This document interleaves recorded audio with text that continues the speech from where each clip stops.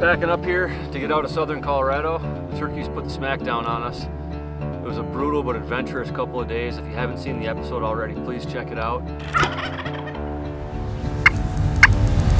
Right now we're gonna head northeast to the Black Hills, hopefully for some redemption.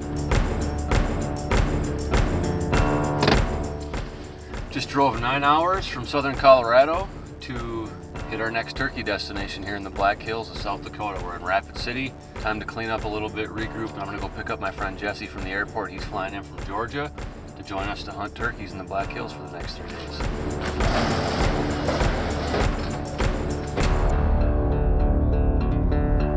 Oh, this morning was a lot harder to get up than the other mornings. This is actually day 5, I think, of our turkey hunt. Started a little bit further west here, southwest of here in Colorado. Now we're in the Black Hills. Got everything Tetris packed here, picked Jesse up last night. Kind of just gonna roll into a spot blind this morning, somewhere that's kind of near the hotel. It's a tract of land that we can run for 5, 6, 7 miles, and it's on a creek bottom, so we're gonna give it a shot. For real? Yeah, I'm for real. Yeah. He's deep. That's just the direction this man is killer. I knew I heard a gobble, I just couldn't tell where. We just struck a gobble at our first hooting spot, which was just something I just randomly stopped here, so that's a good start. It gives you a little hope and confidence to go hike these hills. We're gonna go park, and we got a long hike in, because there's a barrier here between us and where we can hunt. Unfortunately, we can't go right to him. We got to make a big hook around, so hopefully he keeps talking.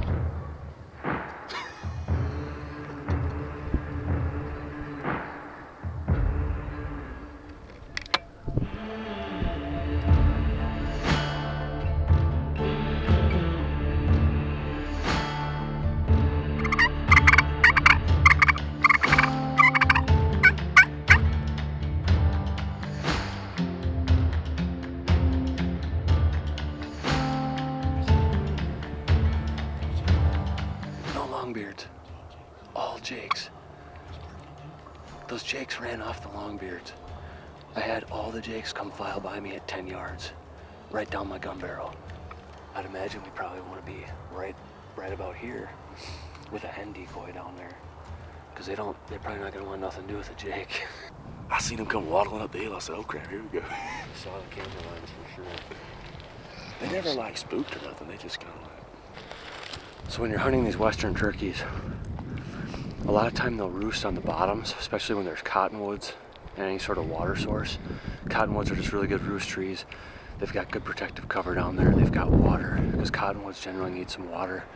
And a lot of times what they'll do is they'll fly down into the bottom. They'll assemble into their subgroups this time of year, and then they'll split off into the hills.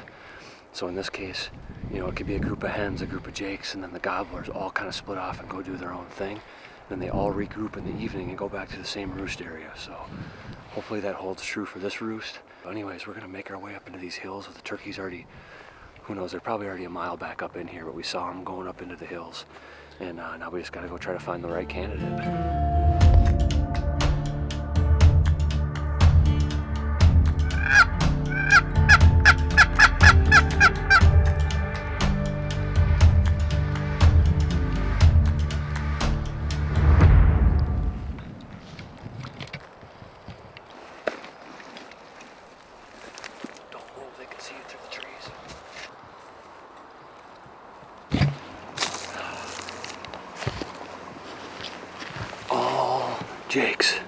Jakes upon jakes. But while we were sitting here messing around with these things trying to find a longbeard, we heard some gobbling off to the north, so we're gonna pile over there. My assumption is, even though the jakes were running those gobblers around a bit this morning, gobblers probably still won the day, and jakes split off, they're doing their own thing. I bet you those gobblers went with the hens. They're north of us probably, I don't know, somewhere within 400 or 500 yards for sure. So we're gonna try to go see if we can find them.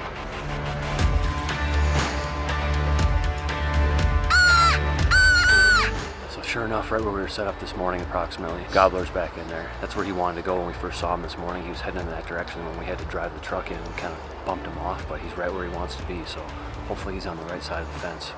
We're about to find out.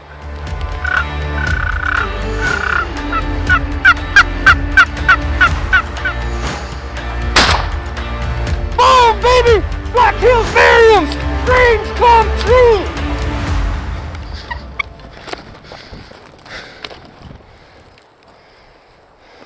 What do you think, man?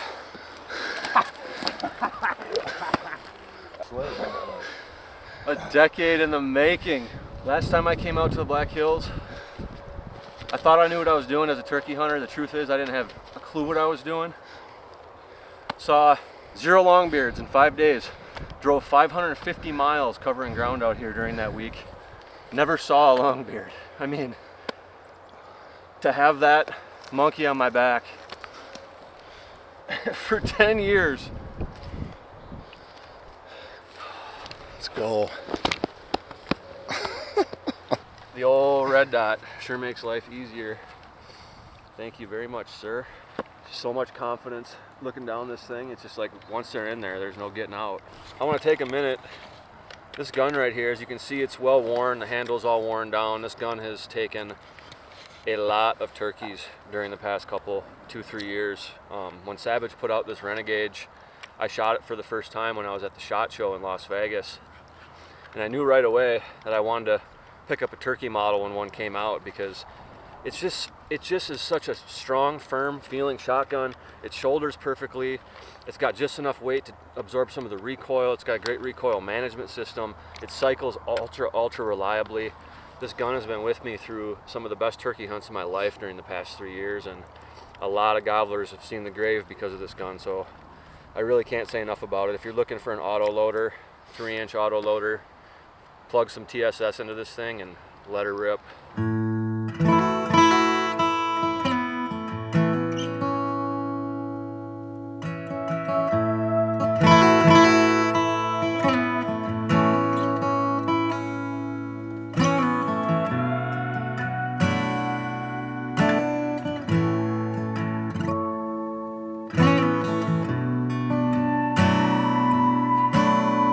Setup for this turkey hunt was really a classic Merriam style turkey hunt. This morning when we came in, we just happened to bump into the birds. They were already on the ground as we were driving in because we were a little bit late. They were already starting to make their way up into the hills. So we followed them for a while. We bumped into some turkeys a couple times. We chased them, ended up losing those birds that we were after, but we heard a gobbler back down by the roost. And a lot of times with these Merriam's turkeys, after they leave the roost in the morning, they'll come back and they'll revisit that area. I think the gobblers do that just to see if there's any hens lurking around a familiar area. So we came back down the hill. Sure enough, we heard the gobbler gobbling down in the roost area, just slightly above it. We got into position. We called. He was super hot. He was gobbling. He was responsive. So we had Jesse sit back a little bit behind me and call. So the gobbler's over here. We're here against this tree. Jesse's a little back behind us to try to pull him in. We got one glimpse of him down below us, but he did what a turkey often does, and he tried circling us and getting high ground to try to put some eyes on what he was hearing. Thankfully, Jesse called. He gave us a courtesy gobble from behind us, so we were able to quickly scamper and move away from the original setup, turn around 180, get here on this nice brush pile right here, and watch this opening. And there's just enough roll back there where the turkey completely surprised me when he popped out. I'm out here looking at this, and I feel like I can just see everything. And he took just the smallest little crease, and all of a sudden he materialized out in the middle of that meadow back there. 55 yards, TSS number 9s. I got the red dot on him, got him on the camera, took the shot with confidence, dropped him. My first Black Hills Merriam's gobbler. This setup was deadly.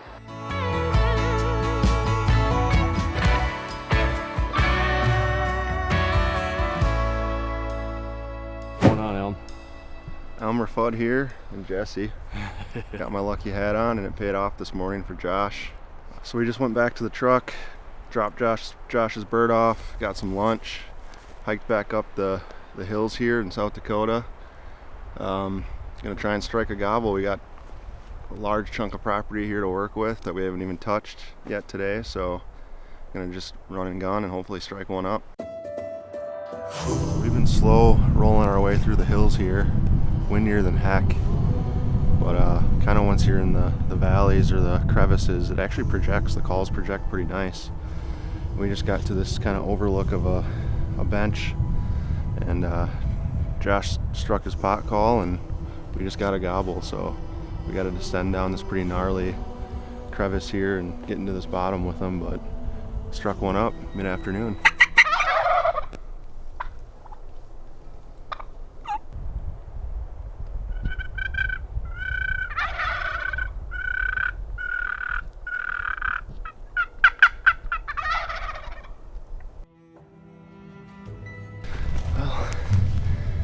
Gobbles we struck were a couple of jakes. It's pretty cool though. They came like 10 yards, gobbled right in front of us. They wouldn't leave us alone. But as we were messing with them, heard a gobble just out on the other side of the valley. So we actually might run out of property here, but maybe we can call them in to us. Give it a shot.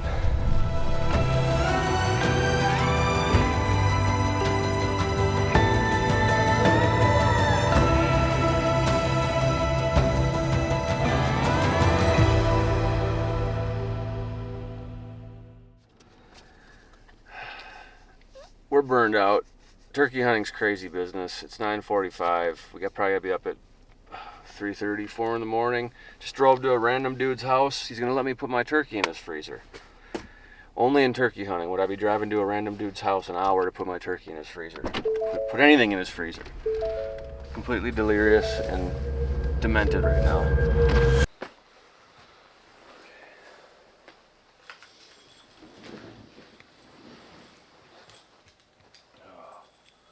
Pain is real.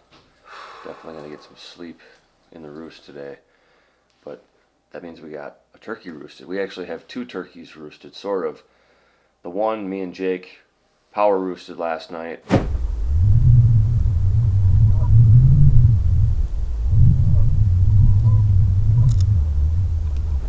We almost got him in the exact tree that he should be in, but we at least know pretty dang close to where he is. So we marked it in HuntStand. We're trying to get in there this morning while it's nice and dark so we don't mess anything up. All right, we're going in stealth mode, so we'll catch up with you as soon as it starts to break daylight and that guy's hammering on the limb. But till then, we're gonna go incognito.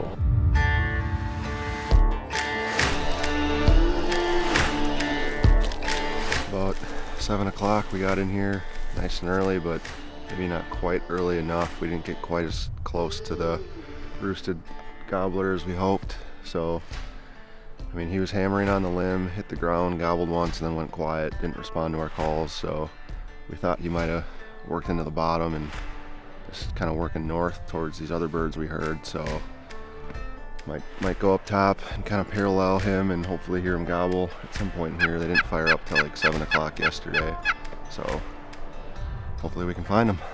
Birds flew down, got quiet. We've been kind of walking the top of the ridges trying to stay above these birds because we know they want to be on top. And sure enough, about an hour and 20 minutes later, birds are starting to fire up. Sun's high, shining real bright. Hopefully we can get down here on them and call another one in.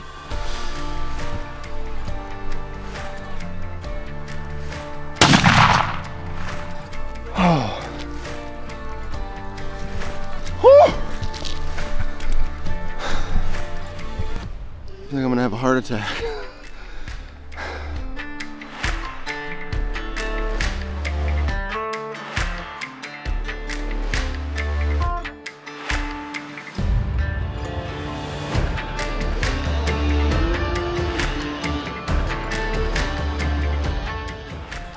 Alright guys, it's 11 o'clock, just coming off of Jake's kill a couple hours ago. We're back here on a corner of the property. We saw some birds out here yesterday, quite a few birds actually, several jakes and 2 longbeards. So we're gonna kind of just set up. Hopefully they start gobbling here in the next couple of hours and wait them out and see what happens.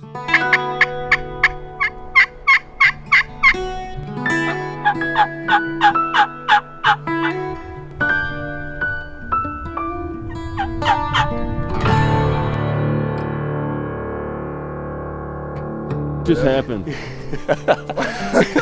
Well, Jake just rolled up with our sandwiches and we finally got this longbeard to break off and I just rolled him. Black Hills is done.